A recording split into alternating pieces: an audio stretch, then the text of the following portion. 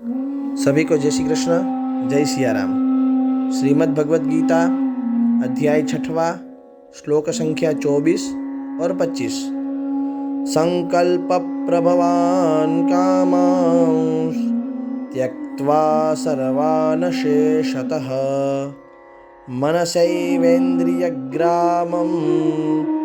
विनियम्य समन्ततः शनैः शनैरुपरमेत् बुद्ध्या धृतिगृहीतया आत्मसंस्थं मनः कृत्वा न किंचिदपि चिंतयेत्। भगवान कहते हैं, संकल्प से उत्पन्न होने वाली संपूर्ण कामनाओं का सर्वथा त्याग करके और मन से ही इंद्रिय और समूह को सभी ओर से हटाकर धैर्य युक्त बुद्धि के द्वारा संसार से धीरे धीरे उपराम हो जाए और मन अर्थात बुद्धि को परमात्मा स्वरूप से सम्यक प्रकार से स्थापन करके फिर कुछ भी चिंतन न करे। अर्थात सर्वप्रथम साधक बुद्धि से यह निश्चय कर ले कि संपूर्ण देश, काल, क्रिया, वस्तु, व्यक्ति आदि में एक परमात्म तत्व चिन्मय सत्ता मात्र रूप से परिपूर्ण है। उस परमात्म तत्व के सिवाय कुछ भी नहीं है।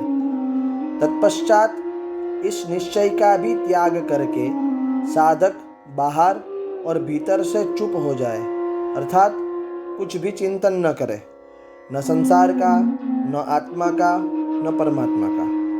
कारण कि साधक कुछ भी चिंतन करेगा तो चित्त साथ में रहेगा, चित्त से संबंध और विच्छेद नहीं होगा।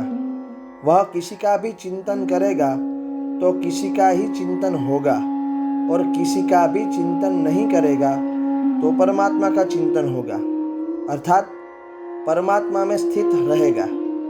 अन्य कोई भी चिंतन यदि अपने आप आ जाए तो साधक उसकी उपेक्षा कर दे, अर्थात उसमें न तो यह भाव आए कि यह बना रहे हैं और न ही यह भाव आए कि यह चला जाए। उसमें न राग करे, न द्वेष करे और न उसे अपने में ही माने।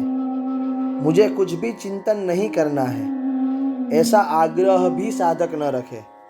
साधक का स्वभाव ही स्वतः चुप, शांत होने का तथा अपने लिए कुछ न करने का बन जाए।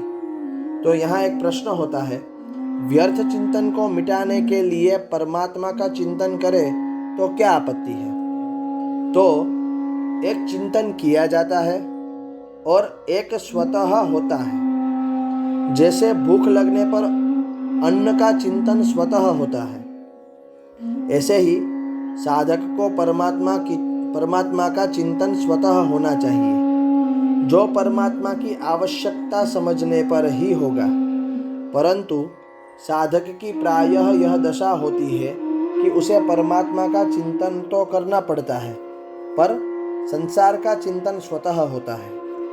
संसार के चिंतन को मिटाने के लिए वह बलपूर्वक परमात्मा का चिंतन करता है। इसका परिणाम यह होता है कि बलपूर्वक किए गए चिंतन का प्रभाव भी अंतःकरण में अंकित हो जाता है और संसार का चिंतन भी होता रहता है। इससे साधक के भीतर यह अभिमान उत्पन्न हो जाता है कि मैंने इतने वर्षों तक साधन किया, अथवा वह निराश हो जाता है कि इतने वर्षों तक साधन करने पर भी लाभ नहीं हुआ। अतः साधक निद्रा या आलस्य छोड़कर चुप शांत रहने का स्वभाव बना ले।